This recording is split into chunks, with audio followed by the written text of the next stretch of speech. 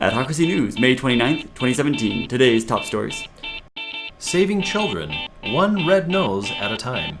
Women eat. Deal with it. And go ask Dad. Hello, I'm JD Melville. And I'm David Landeen, and welcome to Adhocracy News, where we cover all the stories of advertising, marketing, art, and design that you may have missed this past week. Yeah, the things that are interesting, fun, and cool. The things you may not have heard of. Absolutely. So let's get to it, our top story. So you've gone to the store, you've got your $1 box of candy, you're excited, you get home, rip open the box, only to find it partially filled and not brimming like you expected it to. Right? The disappointment is vast. Vast. Well, one man is sick of it. Robert Bratton of Missouri is actually going after Hershey's chocolate.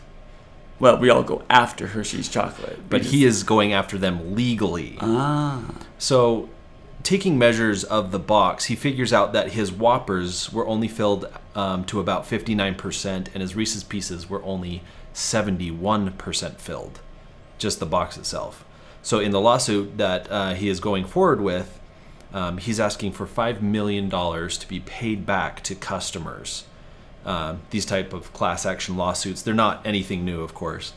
People have gone after chip companies, pasta companies, Starbucks for adding too much ice. You remember Subway falling short on their 6-inch and their 12-inch. Yeah, that was a big deal. So in the packaging side, there are actual federal statutes that prohibit non-functional empty space in packaged foods. So you can't have like a space that's just open and has no function. What about design function? Yeah, you can have like spaces that, for example, like chip bags, they'll include air to make sure that the chips, while they're in transit, while they're being handled, they don't break and crumble and become just a mess, right?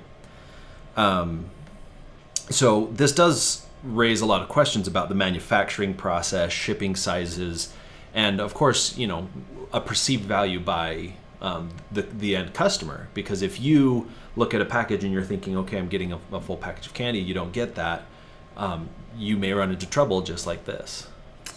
Well, and the question is, have any of those lawsuits ever panned out like that? Oh yeah, absolutely. Absolutely. I mean, the Subway had to correct their mistake by including rulers for them to make sure that the breads that they give, that they're giving a full sandwich, especially if they're advertising that way.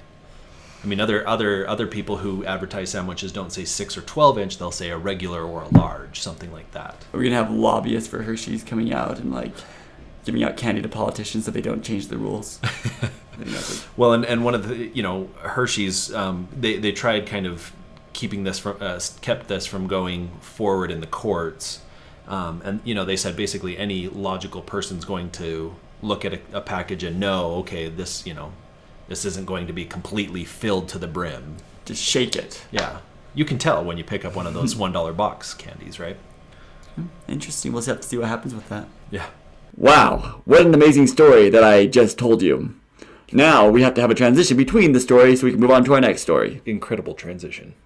So last Thursday, you may have seen an increase in the amount of red clown noses in society. Mm-hmm. Yeah, it was a little bit creepy. Yeah, well, this was actually not the more pathetic version of the creepy clown craze, like part 2. It was actually for Red Nose Day. This wasn't a terror thing. This was a charity thing. Yeah. Okay. You still may have been terrified, but you shouldn't have been this time. No, this is an event started in Great Britain in 1988 by a non-profit called Comic Relief, and it uses comedy to raise money for disadvantaged people. And it's been going on for a long time in the UK. And in 2015, they brought it to the US and launched this event, which they actually happened on 2 different days. The UK Red Nose Day happened back in March. Ours happened in May. Okay. Time zones, I guess. I don't know. That's all I can figure. But so this year in the US, Walgreens sponsored the event by selling red noses and other red nose products that would help raise money for Red Nose Fund to help child poverty. That's kind of the cause, is child poverty. And then NBC participated with Red Nose Day specials of American Ninja Warrior, in which we viewed Stephen Amell complete the salmon ladder. I was a little disappointed they didn't keep going, but it's okay. And then they also had Running Wild with Bear Grylls and a Red Nose Day special with Chris Hardwick, where they had a goal and people could call in and donate to the cause. And it was, I mean, it's been the thing that they've done with having celebrities kind of do some silly things, fun things. Right. And it's kind of using comedy or silliness to raise money. I will be excited to see this one go forward because it is kind of a fun and different way of doing this, right? Like it's it's the Toms of, child poverty. Child poverty. Yeah, I mean, buying celebrityism. Yeah, absolutely. So we'll have to see where that one goes, but it was an interesting one. Yeah. I'd like to see how it develops. Yeah. Basically, because it'll move past this. They'll continue to get smarter with it. Eventually, it'll become the next Movember. Yeah. Red Nose-ember. I don't know. That was awful. I apologize. Fee fo fi fum. I smell the commercial of an Englishman. I think it's fee fi fo fum. It's fine. All right, if we've learned anything about trust, it's that the internet is not to be. Time and time again, we see the internet turn on the very people who feel they command it. We've felt that ourselves, though we don't command the internet. No, not at all. And agencies and companies are actually not immune to it either. Joining the ranks of the many companies that had great ideas to include the internet, we have Walkers. And this is the UK and Irish's brand of Lay's. So Lay's, okay. Frito-Lay's company in England and in Ireland is called Walkers. They're the latest victim at the hands of internet. In a campaign known as the Walkers Wave, fans could tweet in selfies to be included on a billboard outside of the National Stadium of Wells. So this would show, your face on a person doing the wave and. Okay. They even had these little pop-up dugouts where individuals could join in the wave, and it would go on, and it would be supporting their favorite team, football, soccer team. In theory, a great idea. Because sporty events, you can see a great, people have fun with it. You can put your face here, and you can be famous, and and then the internet responded. Yeah, a la Bodie McBoatface style. Yeah. And the internet trolls jumped on and started sending in images of sex offenders, serial killers, criminals, and even like Stalin. Like they had different. Yeah. And it in a little video it would show the head spokesman come up and be like, "Ooh, nice selfie," and then it would show that person's face on the board. So it did not go well. So Walkers quickly removed the campaign, issued a statement of apology. Saying that they were equally upset and have shut down all activity. So once again, just remember, don't trust the internet. There's certain ways to trust the internet. This isn't one of them. Selling a product always seems to backfire. Yeah. Trust the internet to be as genuine as you are being. I'm being very genuine right now. Okay, that wasn't true. Well, according to my paper here, we have another story coming up. Here it is. So Special K's new ad campaign brings to life the next feminist movement, food. In a series of short videos, Special K tries to make us believe that eating equals power, as long as you only eat Special K cereal and snacks. One video reveals that, breaking news, women eat. They do? Well, apparently. Apparently this is new news. I haven't seen it. There's even, and so they eat and they should own it. There's even a hashtag own it. Overall, I felt like it kind of fell flat. Yeah. It had a good idea. The video does show many different body types, and it's not like the typical skinny stick woman who is has a perfect body and eats Special K, and that's what gives her the perfect body. And it showed a lot of different environments and different body types. But I feel like they could have done more. I feel like they could have gone a little bit more broad than just their product. If they had actually made this about eating and about food, and about eat what you want, eat what you like, instead of eat our product and own that you eat our product, it could have done a little bit better. Yeah, and I understand the politics behind it. I understand the the whole societal thing of women eating, like first date, you don't eat that much. You should, you're not a lady if you eat a lot of food, if you eat greasy food, like this is man's food, this is man. I understand that. I think the part that was a little odd for me was how they punctuated, we are able to do all these things because we eat. And it wasn't just like because we eat, because food is energy and, Yeah. But it was because it's because we slam the box down, Special K, we eat. Yeah. So it very much was talking about that. And I did some quick polling. I did some quick asking around. And one of the things that bugged some other women was the cliche chocolate.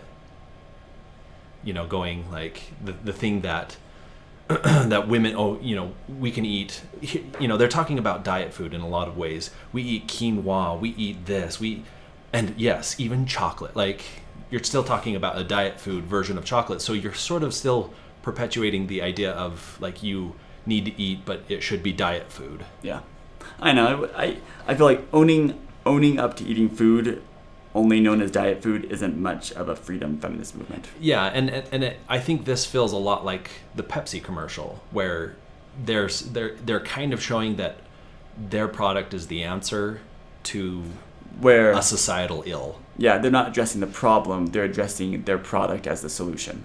Which, it may fit into that, but again, it seems like there's a broader, you can do more. Right. And Heineken will probably be coming out with the next campaign, which is the better version of this. Women can drink.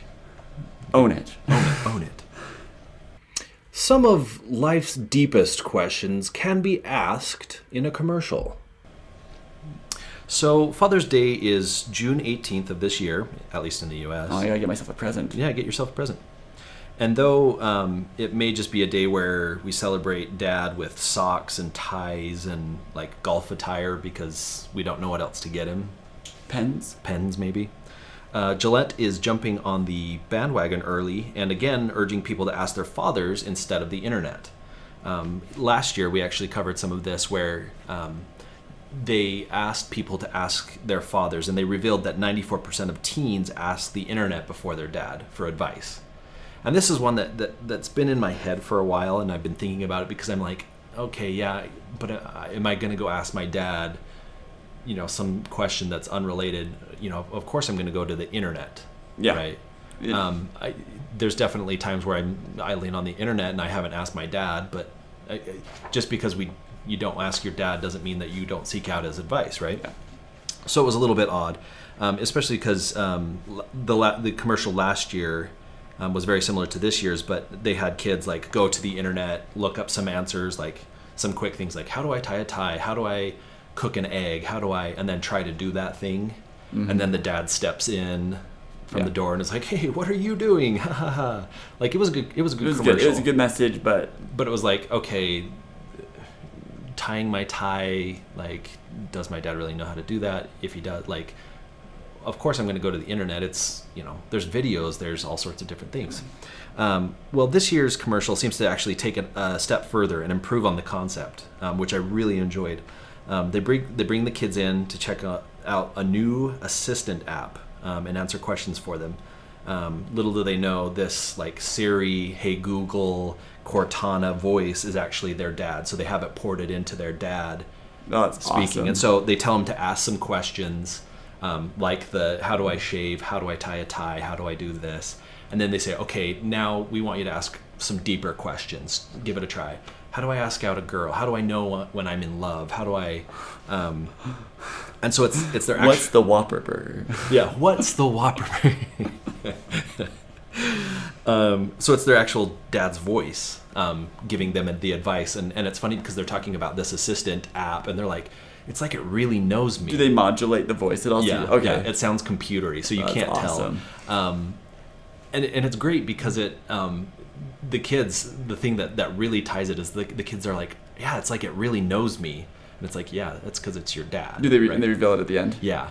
And so it's really heartwarming, it's touching, and it's a really great execution of that same idea. I think it makes a better connection rather than which was better, your father or the internet, because this was they think them it's the asking internet, but then it actually questions. is their thought. That's so cool. I love it. Good job. Way to push it to the next level. Like, oh yeah, and that's the beauty of it, is that it really was so like perfect. It was them asking their dad, and it was kind of the flop or switch and bait type of advertising, but it really worked out pretty well. So those were our top stories for the week. What did we miss? What stories in the news did you see that we probably should have covered? There's probably a lot about politics that we didn't cover because that seems to be all there is in the news. But we're just doing advertising, marketing, and design here. Yeah, just put that stuff in the comments below, and we'll see if we can't cover that next time. Remember that we have Adhocracy news every Monday, and if you would like to be the first to find out about these stories, you can just subscribe, and they'll come up on your feed on YouTube, and you can watch us and comment and all that stuff. Way cool. Yeah. Way cool. Yeah. Thank you so much for liking, commenting, and subscribing to our show. And make sure you follow us on Facebook, Twitter, Instagram, and I don't know, if you want to like stalk us, I guess you could do that too. No, don't stalk me. That would be a little bit weird. Or do. I don't know. You're going to do what you want to do. So, thank you so much. And to begin your week, here is a video that you can watch.